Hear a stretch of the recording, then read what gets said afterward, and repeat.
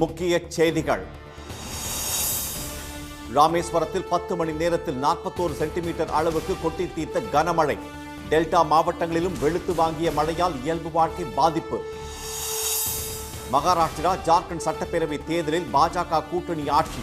தேர்தலுக்கு பிந்தைய கருத்து கணிப்புகளில் தகவல். தஞ்சை ஆசிரியையை கொன்ற குற்றவாளிக்கு சட்டப்படி தண்டனை. மு.க. ஸ்டாலின் உறுதி. பாகிஸ்தான் கடற்படையால் சிறைப்பிடிக்கப்பட்ட தமிழக மீனவர்களை விடுவிக்க நடவடிக்கை. வெளியுறவு அமைச்சருக்கு முதலமைச்சர் கடிதம். சூரிய மின்சார ஒப்பந்தம் பெற 2100 கோடி ரூபாய் லஞ்சம். தொழிலதிபர் அதானி உள்ளிட்ட 7 பேருக்கு அமெரிக்க நீதிமன்றம் பிடிவாரண்ட். வணக்கம். ரெட் அலர்ட் விடப்பட்ட ராமநாதபுரம், திருவாரூர், நாகை மாவட்டங்களில் கொட்டி தீர்த்த அதிக மழையால் மக்களின் இயல்பு வாழ்க்கை பாதிக்கப்பட்டுள்ளது. தமிழ்நாட்டில் வடகிழக்கு பருவமழை தீவிரமடைந்துள்ள நிலையில் டெல்டா மற்றும் மேற்கு தொடர்ச்சி மலை மாவட்டங்களுக்கு நேற்று மிக கனமழைக்கான ஆரஞ்சு எச்சரிக்கை விடப்பட்டிருந்தது. ராமநாதபுரம், திருவாரூர், நாகை மாவட்டங்களுக்கு அதி கனமழைக்கான ரெட் அலர்ட் எச்சரிக்கையாக மாற்றப்பட்டது. இந்நிலையில் குறுகிய இடத்தில் உருவான வலுவான மேக கூட்டங்களால் ஏற்பட்ட திடீர் மேகவெடிப்பு காரணமாக ராமேஸ்வரத்தில் அதிகபட்சமாக நேற்று காலை 6 மணி முதல் மாலை 4 மணி வரை 41 சென்டிமீட்டர் மழை கொட்டி தீர்த்தது.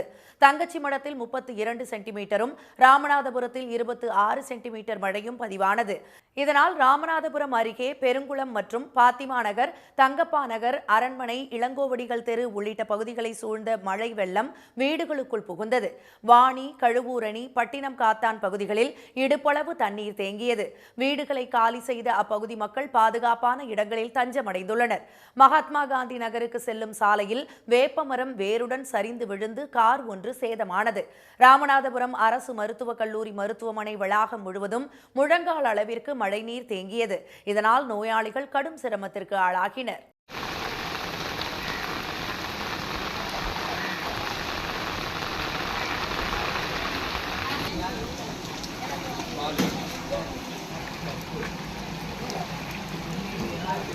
ராமேஸ்வரம் அடுத்த பாம்பனில் மாலை 4 மணி வரையிலான 10 மணி நேரத்தில் 23 சென்டிமீட்டர் மழை பதிவானது. கடல் சீற்றம் மற்றும் கனமழை காரணமாக தெற்குவாடி பகுதியில் கடல் அரிப்பு ஏற்பட்டு வீடுகள் சேதமடைந்ததால் மீனவர்கள் பாதிக்கப்பட்டனர். கடல் நீர் மற்றும் மழை நீர் ஊருக்குள் வராமல் தடுக்க தூண்டில் வளைவு அமைத்து தர அப்பகுதி மக்கள் அரசுக்கு கோரிக்கை விடுத்துள்ளனர். நைட்டெல்லாம் அடிச்சு மலையில் வலையும் போயிடுச்சு. இங்கே பாருங்க, குச்சி அந்த ஏரியா பூரா வலையெல்லாம் போயிடுச்சு.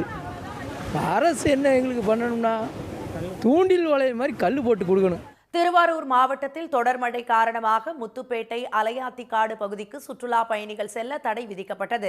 திருத்துறைப்பூண்டி புதிய பேருந்து நிலையம் அருகே வீரன் நகரில் குடியிருப்புகளை மழைநீர் சூழ்ந்தது. இதனால் மக்கள் அவதிக்கு உள்ளாகினர்.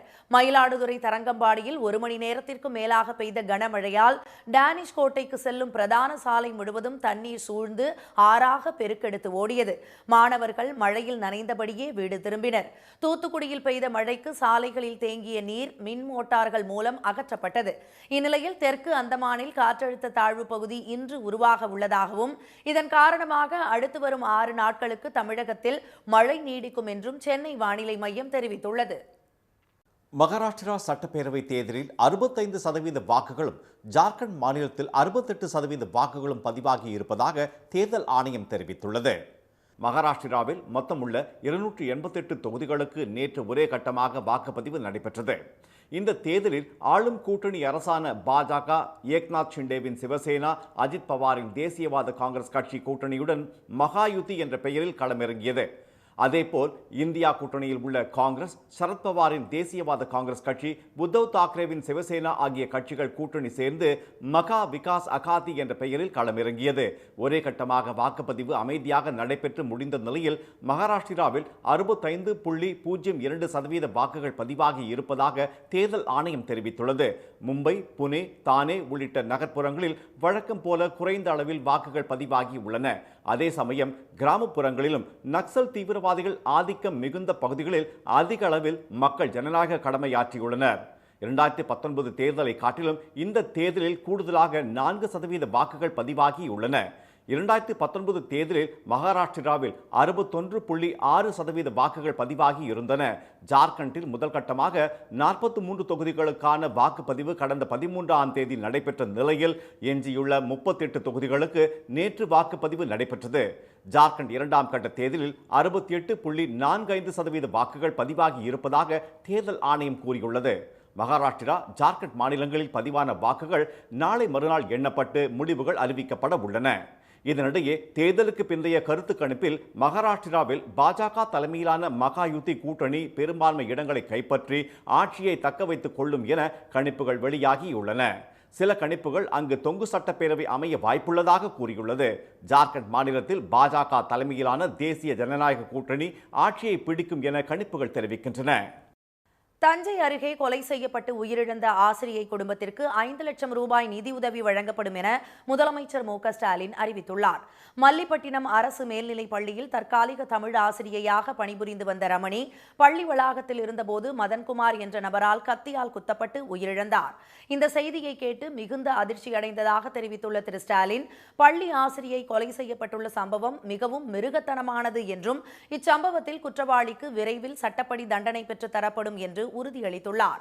கிராமப்புற பகுதியில் கல்வி பணியில் தன்னை ஈடுபடுத்திக் கொண்ட ரமணியின் உயிரிழப்பு பள்ளி கல்வித்துறைக்கும் சக ஆசிரியர்களுக்கும் மாணவர்களுக்கும் ஈடு செய்ய முடியாத பேரிழப்பாகும் என்று தெரிவித்துள்ள அவர், ரமணியை இழந்து வாடும் அவரது குடும்பத்தினருக்கு ஆறுதலையும் தெரிவித்துக் கொள்வதுடன் 5 லட்சம் ரூபாய் வழங்கிடவும் உத்தரவிட்டுள்ளார்.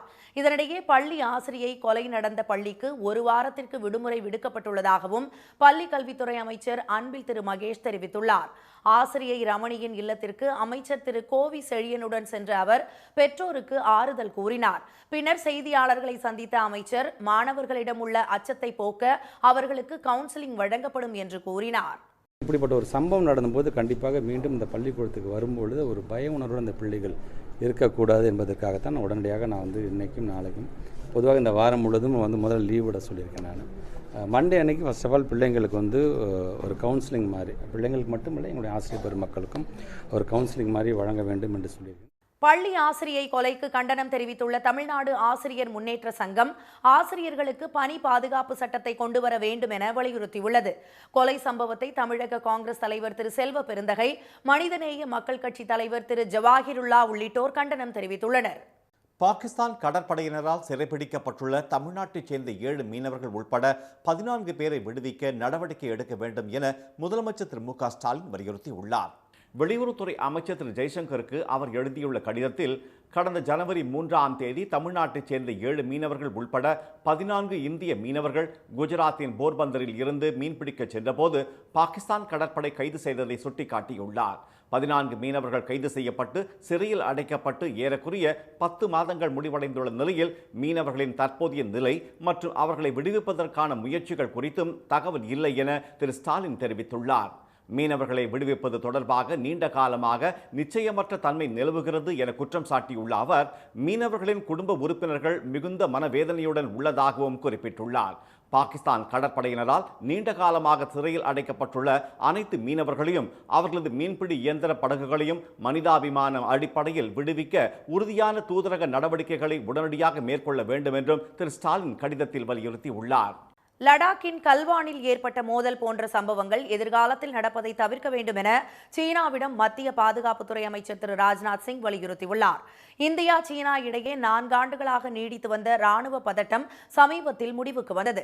இந்நிலையில் ஆசியான் பாதுகாப்பு அமைச்சர்கள் மாநாட்டில் பங்கேற்க லாவோ சென்ற மத்திய பாதுகாப்பு அமைச்சர் திரு ராஜ்நாத் சிங் சீன பாதுகாப்பு அமைச்சர் டோங் சென்னை சந்தித்து பேசினார்.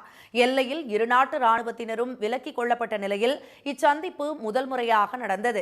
அப்போது எல்லையில் நிலவும் சூழ்நிலை குறித்து சீன அமைச்சருடன் விவாதித்த திரு ராஜ்நாத் சிங், வருங்காலங்களில் கல்வானில் ஏற்பட்ட மோதல் போன்ற சம்பவங்கள் தவிர்க்கப்பட வேண்டும் என்று வலியுறுத்தினார். மோதலுக்கு பதில் ஒத்துழைப்பில் கவனம் செலுத்த வேண்டும் என்று கேட்டுக்கொண்ட அவர், 2020 மோதலிலிருந்து கற்றுக்கொண்ட பாடங்களை பற்றி சிந்திக்கவும், இதுபோன்ற நிகழ்வுகள் தடுக்கவும் எல்லையில் அமைதி நிலவுவதை உறுதி செய்ய வேண்டும் என்றார். சூரிய சக்தி மின்சார ஒப்பந்தம் பெறுவதற்காக இந்திய அதிகாரிகளுக்கு லஞ்சம் கொடுத்த வழக்கில் பிரபல தொழிலதிபர் திரு கௌதம் அதானிக்கு அமெரிக்க நீதிமன்றம் பிடிவாரண்ட் பிறப்பித்திருப்பதாக தகவல் வெளியாகியுள்ளது. அதானி குழும தலைவரும் உலகின் மிகப்பெரிய பணக்காரர்களில் ஒருவருமான திரு கௌதம் அதானி பல பில்லியன் டாலர் லஞ்சம் மற்றும் மோசடி திட்டத்தில் ஈடுபட்டதற்காக நியூயார்க் நீதிமன்றத்தில் குற்றம் சாட்டப்பட்டிருப்பதாக அமெரிக்க வழக்கறிஞர்கள் நேற்று தெரிவித்தனர்.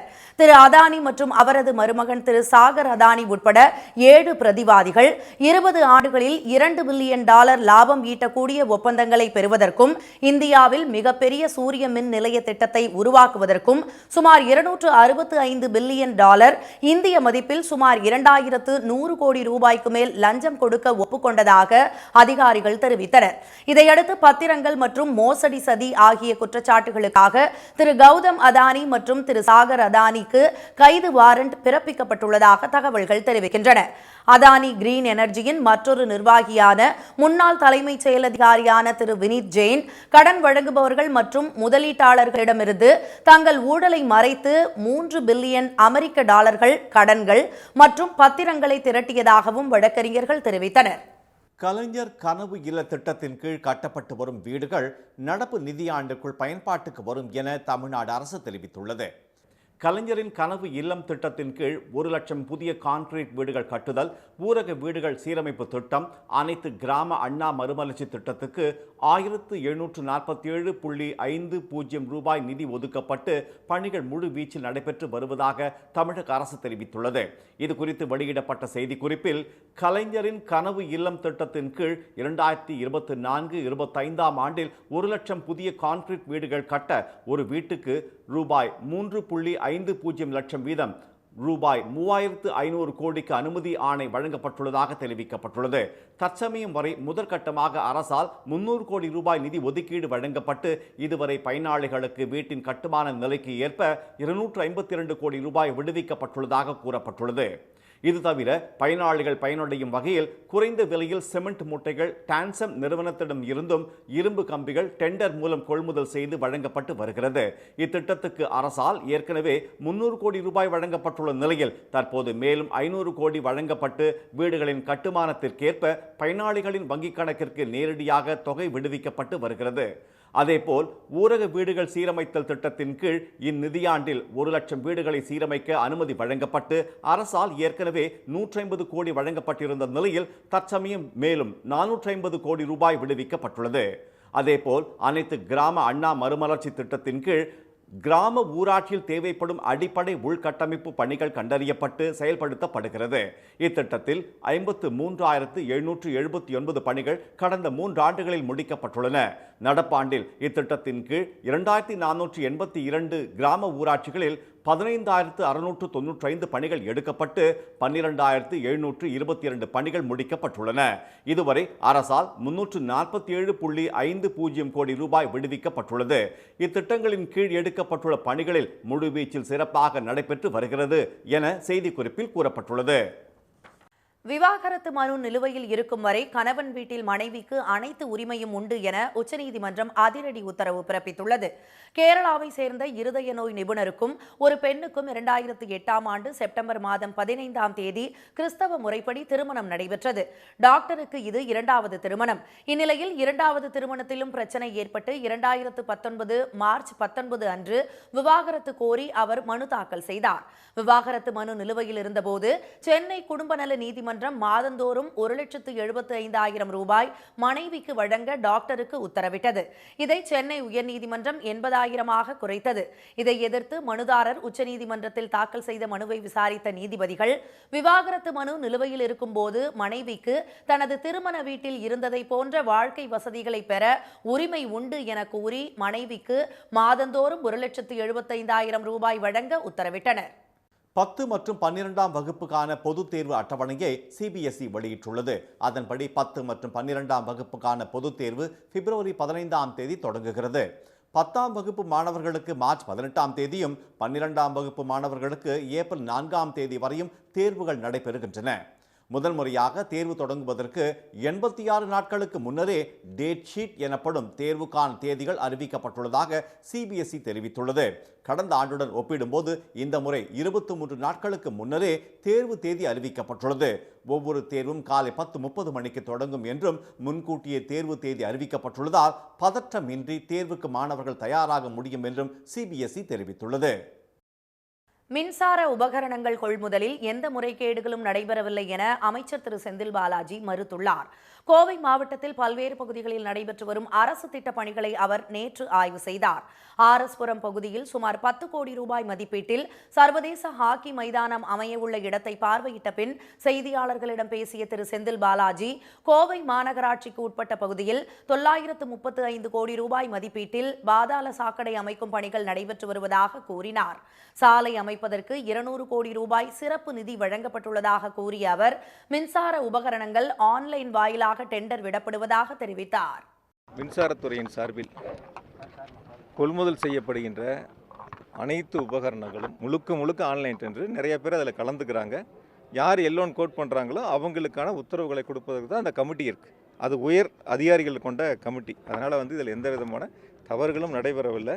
கடந்த காலங்களில் பின்பற்றப்பட்ட முறைகளைத்தான் தற்போதும் கடைபிடிப்பதாக தெரிவித்த திரு செந்தில் பாலாஜி, அதற்காக அமைக்கப்பட்ட குழு நிர்ணயிக்கும் விலைப்பட்டியல் படி உபகரணங்கள் வாங்கப்படுவதாக குறிப்பிட்டார். மாநகராட்சி பகுதியில் விளையாட்டு மைதானங்கள் அமைக்க வேண்டும் என்று விளையாட்டு வீரர்கள் கேட்டுக்கொண்டதற்கிணங்க நடவடிக்கை எடுக்கப்பட்டுள்ளதாக அவர் கூறினார். தஞ்சாவூர் தமிழ் பல்கலைக்கழக துணைவேந்தர் திரு திருவள்ளுவனை பணியிடை நீக்கம் செய்து ஆளுநர் திரு ஆர் என் ரவி உத்தரவிட்டுள்ளார். சிதம்பரம் அண்ணாமலை பல்கலைக்கழகத்தில் மொழியியல் உயர் படிப்பு மையத்தின் பேராசிரியராக பணியாற்றி வந்த திரு திருவள்ளுவன் தஞ்சாவூர் தமிழ் பல்கலைக்கழகத்தின் துணைவேந்தராக 2021 டிசம்பர் 13ஆம் தேதி பொறுப்பேற்றார். இவரது பதவிக்காலம் அடுத்த மாதம் 12ஆம் தேதியுடன் நிறைவடைய இருந்தது. இந்நிலையில் துணைவேந்தர் திரு திருவள்ளுவனை பணியிடை நீக்கம் செய்து ஆளுநர் உத்தரவிட்டுள்ளதாக தகவல் வெளியாகி உள்ளது. திண்டுக்கல் மாவட்டம் காந்தி கிராமம் கிராமிய பல்கலைக்கழகத்தில் நேற்று நடைபெற்ற நிகழ்ச்சியில் பங்கேற்க சென்றிருந்த துணைவேந்தரிடம் அதற்கான நகல் வழங்கப்பட்டது. முந்தைய அதிமுக ஆட்சியில் பேராசிரியர்கள், துணை பேராசிரியர், உதவி பேராசிரியர் என 40 பணியிடங்களுக்கு உரிய கல்வி தகுதி இல்லாதவர்களிடம் பணம் பெற்றுக்கொண்டு பணியில் அமர்த்தியதாக எழுந்த புகாரை அடுத்து 2019ஆம் ஆண்டு லஞ்ச ஒழிப்புத்துறை போலீசார் வழக்கு பதிவு செய்து விசாரணை நடத்தி வருகிறது. உரிய தகுதியில்லாத அந்த 40 பேர் மீது ஏன் நடவடிக்கை எடுக்கவில்லை என்று ஆளுநர் மாளிகையில் இருந்து துணைவேந்தர் திரு திருவள்ளுவனிடம் இருமுறை விளக்கம் கேட்டதாகவும் அதற்கு பதிலளிக்காமல் காலம் தாழ்த்திய அவரை பணியிடை நீக்கம் செய்து ஆளுநர் உத்தரவிட்டுள்ளதாக தமிழ் பல்கலைக்கழக வட்டாரங்கள் கூறின. துணைவேந்தர் பதவிக்காலம் நிறைவடைய இன்னும் சில நாட்களே உள்ள நிலையில் அவர் பணியிடை நீக்கம் செய்யப்பட்டுள்ளது கல்வியாளர்கள் மத்தியில் அதிர்வலைகளை ஏற்படுத்தியுள்ளது. மீண்டும் முக்கிய செய்திகள். ரெட் அலர்ட் விடப்பட்ட ராமநாதபுரம், திருவாரூர், நாகை மாவட்டங்களில் கொட்டி தீர்த்த அதிக மழையால் மக்களின் இயல்பு வாழ்க்கை பாதிக்கப்பட்டுள்ளது. மகாராஷ்டிரா சட்டப்பேரவை தேர்தலில் 65% வாக்குகளும், ஜார்க்கண்ட் மாநிலத்தில் 68% வாக்குகளும் பதிவாகி இருப்பதாக தேர்தல் ஆணையம் தெரிவித்துள்ளது. சூரிய மின்சார ஒப்பந்தம் பெற 2100 கோடி ரூபாய் லஞ்சம் கொடுக்கப்பட்டதாக தொடரப்பட்ட வழக்கில் தொழிலதிபர் அதானிக்கு அமெரிக்க நீதிமன்றம் பிடிவாரண்ட் பிறப்பித்துள்ளது. இத்துடன் இன்றைய காலை செய்திகள் நிறைவடைந்தன. மீண்டும் சன் டிவியில் செய்திகள் மாலை 6 மணிக்கு. செய்திகளை உடனுக்குடன் தெரிந்து கொள்ள QR கோடை ஸ்கேன் செய்து சன் நியூஸ் வாட்ஸ்அப் சேனலில் இணைந்திருங்கள். வணக்கம். வணக்கம்.